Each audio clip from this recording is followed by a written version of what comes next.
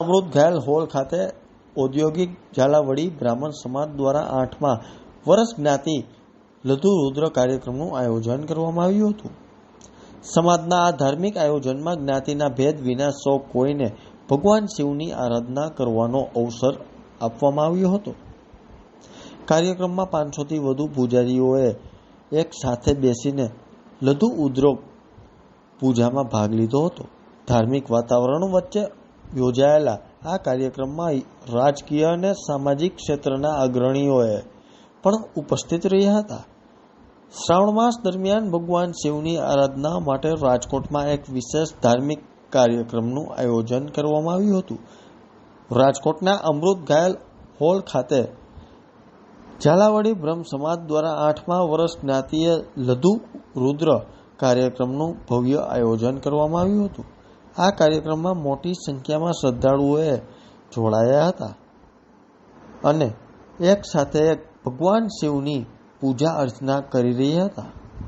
આ કાર્યક્રમની વિશેષતા એ રહી કે અહીં માત્ર એક જ્ઞાતિના લોકો માટે નહીં પરંતુ સર્વ જ્ઞાતિના શ્રદ્ધાળુઓ માટે પૂજાની વ્યવસ્થા કરવામાં આવી હતી। ભગવાન શિવની આરાધના કરવાના ઈચ્છતા દરેક વ્યક્તિઓને આ ધાર્મિક આયોજનમાં જોડાવાની તક મળી હતી। સમાજ દ્વારા પૂજા માટે જરૂરી તમામ વ્યવસ્થાઓ કરવામાં આવી હતી, જેના કારણે મોટી સંખ્યામાં લોકો એક સાથે બેસીને ધાર્મિક વિધિમાં સહભાગી થયા હતા। દર્શિત જાનીના જણાવ્યા મુજબ નમસ્કાર, દર્શિત જાની, ઔદ્યોગિક ઝાલાવાડી બ્રહ્મ સમાજ દ્વારા આજે લઘુરુદ્રનું આયોજન અહીંયા અમૃત ઘાયલ હોલ ખાતે થયેલ। આ અમારું 8મું વર્ષ છે કે જેની અંદર અમે લઘુરુદ્રનું આયોજન કરીએ છીએ।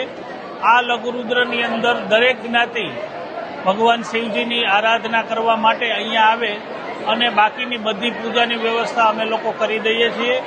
આજના આ શુભ પ્રસંગે અંદાજે 500થી પણ વધારે પૂજાર્થી બેસી અને આજની આ પૂજાનો લાભ લીધો હતો। એકદમ ધાર્મિક વાતાવરણમાં આજનો આ અમારો કાર્યક્રમ સંપન્ન થયો। આજના આ કાર્યક્રમમાં લોકસભાના સાંસદ આદરણીય શ્રી રૂપાલા સાહેબ, પૂર્વ રાજ્યસભાના સાંસદ આદરણીય શ્રી રામભાઈ, રાજકોટના લોકલાડીલા મેયર શ્રી નેહલભાઈ, બ્રહ્મ સમાજ અગ્રણી શ્રી કશ્યપભાઈ તેમજ આજના અમારા ભોજનના સહયોગી અને અમારા પરિવારના એવા શ્રી દિનેશભાઈ પંડ્યા આ કાર્યક્રમમાં હાજર રહી અને અમારા આ કાર્યક્રમને શુભેચ્છા આપેલ। ઈશ્વર અમને આવા સત્કાર્યો કરવા માટે શક્તિ આપે એવી પ્રભુને પ્રાર્થના અસ્તુ।